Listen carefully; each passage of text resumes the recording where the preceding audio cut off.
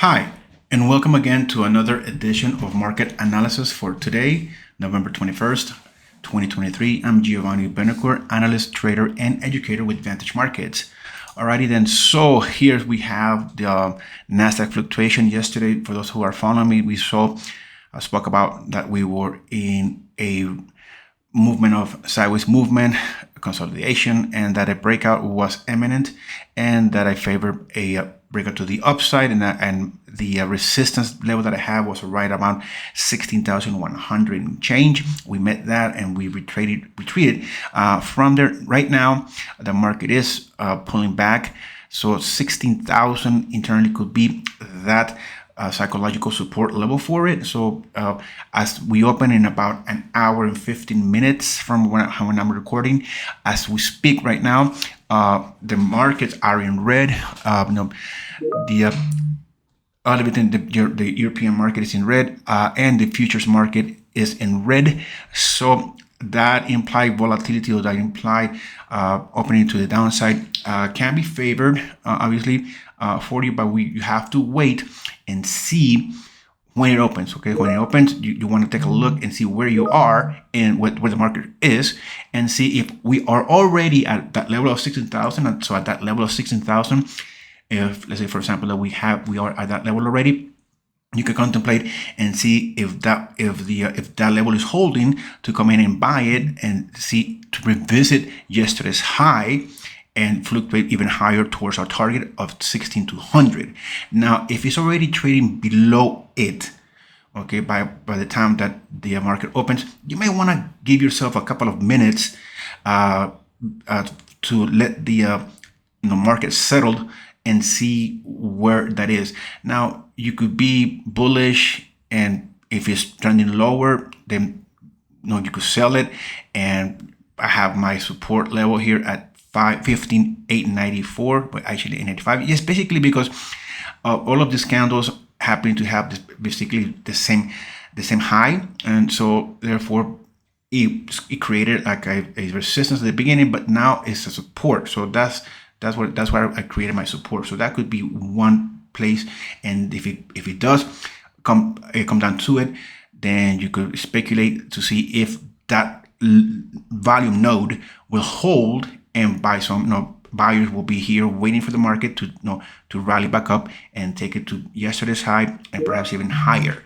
Now, what can we weigh in for that to happen? Well, Nvidia is going to be reporting, but at the end of at night. So, but before that, obviously you're going to be having other companies reporting. So keep that in mind.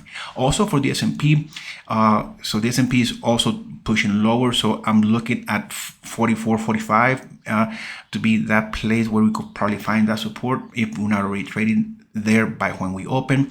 If we happen to be trading already there by where we open, we could probably speculate that the market will continue to trade lower and use this particular volume node that was created throughout last week as that possible zone of support. All right, and the S&P and the Nasdaq have been trading pretty fairly modest to the upside.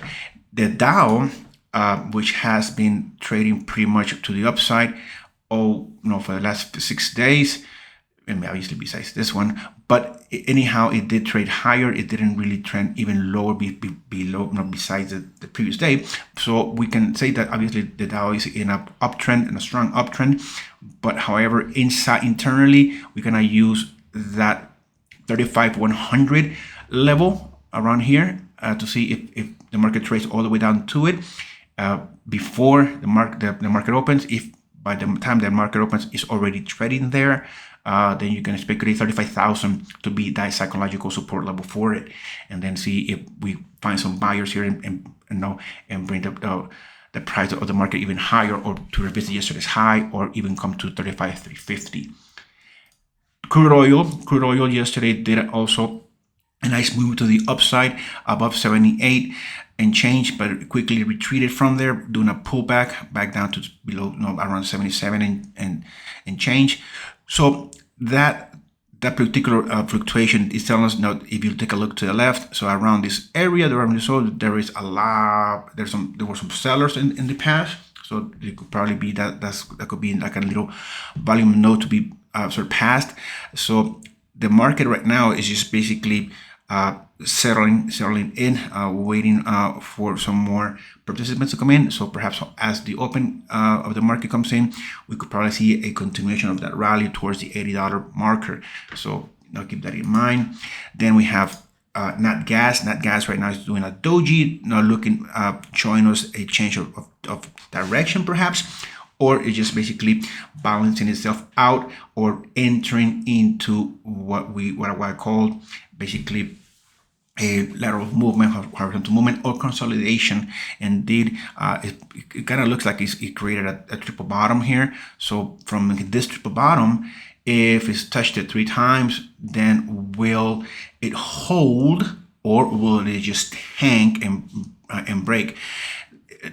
There's 2 things that you could probably speculate here. All right, so one of the main reasons that nat gas has been trading lower is because obviously surplus of supply. So, but obviously, the cold season, the weather is entering, so that will pick up eventually. So will it trend even lower towards the 270? But at least I have my 275 here for you to take a chance at that. So selling the nat gas at the beginning. So here we got gold. Gold is looking towards 2000 again, reaching that psychological resistance level. Now in the gold market, the hedger in the COT, the report, they came out shorting or changing their exposure into long or from long. So they came out of their long positions and added to their short positions. So that could be taken as that they're covering their spread, and they're seeing for gold to retreat back down to at least 1960. Now we had that momentum to the upside on gold rising just because of the geopolitical uncertainty when the Israel-Hamas war exploded, but now that has been just really controlled, or rounded down to being only in Gaza. So now what we have is the economic uncertainty. The American debt in the United States, nobody really wants to buy U.S. debt. So if that's the case, that the Fed will have to come in and buy the debt, their own debt.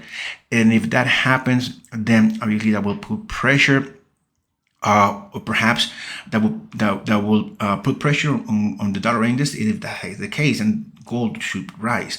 But then we have the yield. The yields are looking to be steady around 440 right now. They're pushing lower. The 10-year is at 440. That's why I'm saying that.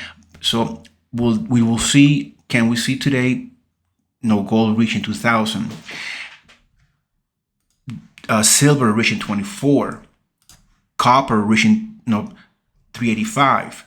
Well, those things could happen, right? Now obviously in silver, we are seeing that push to the upside, and we have a nice momentum to the upside in silver right now. So that could be taken advantage of. Then we have copper that is just looking to is looking to push to get back all of that what is gained today so far. That could just be an interpretation of profit taking, waiting for a better positioning to come back again and fluctuate and see if it can reach that 385. Bitcoin is looking to stay around the 37,000-ish marker. That's the support for it. It's creating a basically a ascending triangle, and that ascending triangle can show us or can dictate that a break or breaking outside of this to the downside. If it does break to the downside, what could probably happen is that the market could do this number, break below it, do a pullback back to the line, and then continue its direction to the downside. Or it could come out, break out of that resistance, okay, to the upside, then do a throwback back down now to be before a resistance, now a support, and then continue towards the 38,000 and change, because that's right. That's where that's that sweet spot, that 38,000 for Bitcoin. So that could be one case. Now, it could also just stay there and idle, sideways, and just consolidate around that level. That could also be one of those other cases. As for the currencies, I'm looking at 110 still on my radar, so that could probably be reached today. Obviously, 125 is already and a half. It's already met.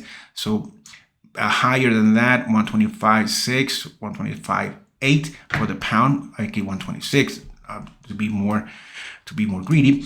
Then we could probably see that could probably happen if we see how the dollar index continues to get plummeted or has more pressure on it. If it breaks 103, if it breaks that 103 and fluctuates towards my support, which is that low created back in August 30th, then we could probably see the pound at 126, euro at 110, gold reaching perhaps 2,000, silver reaching 24, the copper reaching 380, 385 and change. All right, so that could happen. That could happen if we see the dollar index just breaking that 103 psychological support level. All right, that's it for me today. Have a great trading day, and I'll see you tomorrow.